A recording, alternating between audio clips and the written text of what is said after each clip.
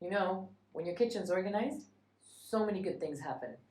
You get motivated to cook, you end up not spending too much money on extra food because you know where everything is. So you don't double buy. So today I'm going to take you to my kitchen.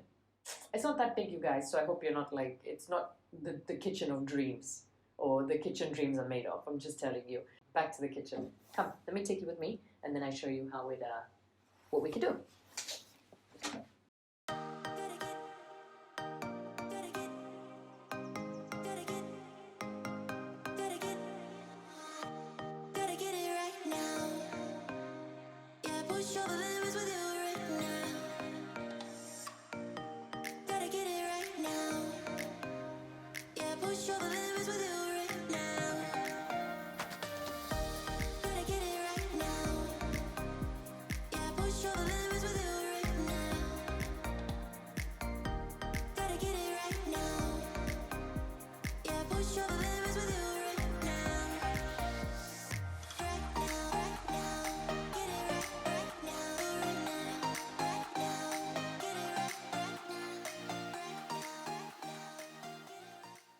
So this is where most of the magic happens in my kitchen. And the shelving system here, I have gotten numerous questions from you guys via Instagram. And today I'm going to show you or walk you through what I have here and how I set it up. Okay, so first things first, the shelves are from IKEA. I understand this particular one is no longer available on IKEA. However, just nip on over there or to your local household goods store, you should be able to find something pretty close. My shelf had to be very strong because it's carrying a lot of heavy stuff. Okay, my puppy's crying. 1 minute. Sorry. This is Suki, by the way, and Suki is still a baby, so needs a lot of TLC. Okay, should we continue? Good. All right.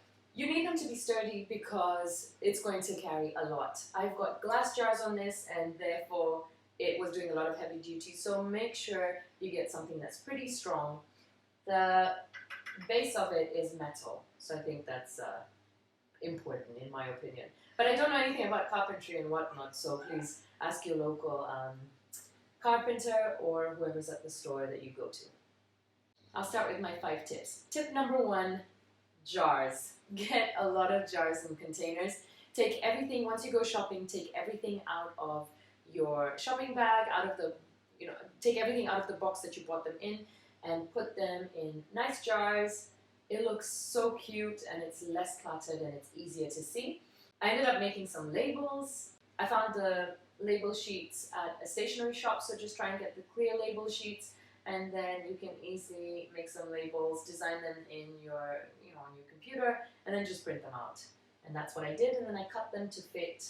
And yeah, here we are. I highly recommend you do this because, well, you might end up forgetting what is what and what goes where. I ended up mixing and matching. So the jars are from all different parts, or different shops. The big ones are from IKEA, the little ones are from a shop called Bustan, Al Bustan Gift Market. Hey. Al Bustan Gift Market in Muscat, so you can be able to get them there. Alright, what else? Try and, like I said, get different shapes and sizes, different designs. Don't go for one, it just looks very boring. And pairing different sizes and different shapes ends up making it look really nice and interesting to the eye. Okay, so that was tip number 1. Get everything out of the packets that you buy them from, all the dried goods, and put them in glass jars. And if you can, put them out on a shelf where it's easy to see, and that way you end up not rummaging through your cabinets trying to look for stuff that gets lost. Tip number 2 is pretty close to tip number 1, and it's baskets. Baskets help keep everything together, and it ends up looking very organized even though it's not organized. You just pop them in a basket, it looks much better. And it helps keep clutter off your counter because you've kind of grouped everything together. So over here I've got one that's holding my tea, coffee, sugar, the essentials that you need in the morning. And right beside it, I've got some cups. I'm going to put her down and then I come back. Wait. I'm back. Sorry. I'm in and out and in and out. I'm going to show you another basket I got. Come. Okay, I got was, I don't like putting all these peelers and whatnot in my drawer because I feel like it tends to get lost and it's not as easy to see, and then you end up having a very cluttered drawer. So what I did is rats ate my dishwasher, my previous dishwasher, well, the cables, and I couldn't use it. So I just took the caddy that it comes with, and then obviously the caddy's got sections, so I just ended up putting items that I need, can openers, ice cream, you know, things that I need. They're easy to see, but obviously the caddy doesn't look so nice, and so I decided to put it in a basket. And it looks pretty. See, baskets make a huge difference, so don't overlook these simple things. Oh, before I forget, I have one more tip for you guys. Just to add on to the shelf. You know, if you're using these L brackets like I used, I don't think you guys can see it. There. Oh, can you see it? Yes. If you're using the L brackets like I used, chances are you'll have extra storage space. So be smart about, you know, where you put stuff.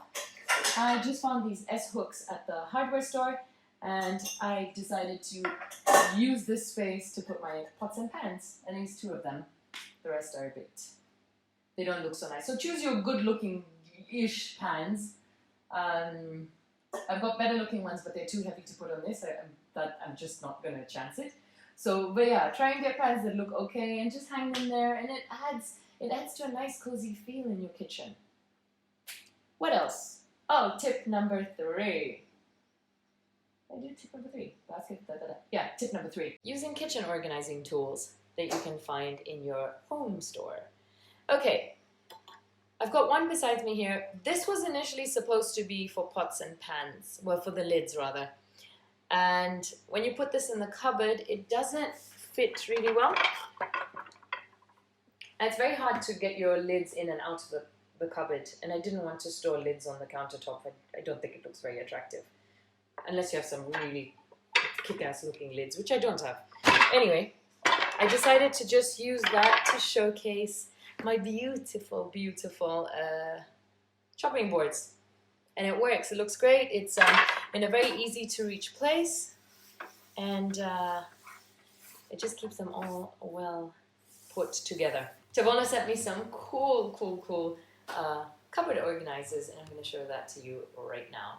I've got one behind me.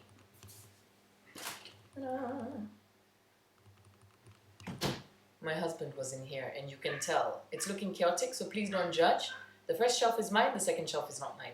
Okay? Alright. One thing I love to recommend is having something to sort out your spices, and over here, we're just going to go into that completely. I've got this little step system that helps you put them on 3 levels. How cool is that? It looks pretty simple to do, but you guys, it makes such a huge difference. So if you don't have one of these already, I recommend you do that, because otherwise you're going to have your spices all over the place and it's going to look pretty chaotic.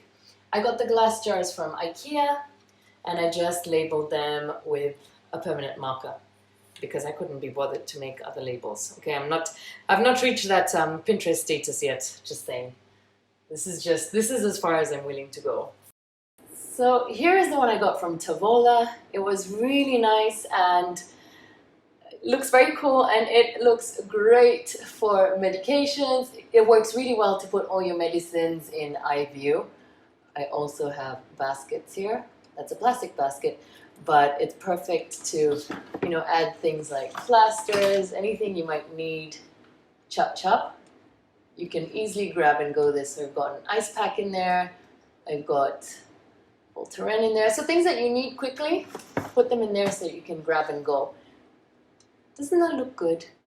Another cool thing I got from Tavola by Joseph & Joseph is this spice organizer. It's really cool, and I love being able to open my drawer and everything is there for you. You don't have to rummage through and start wondering what.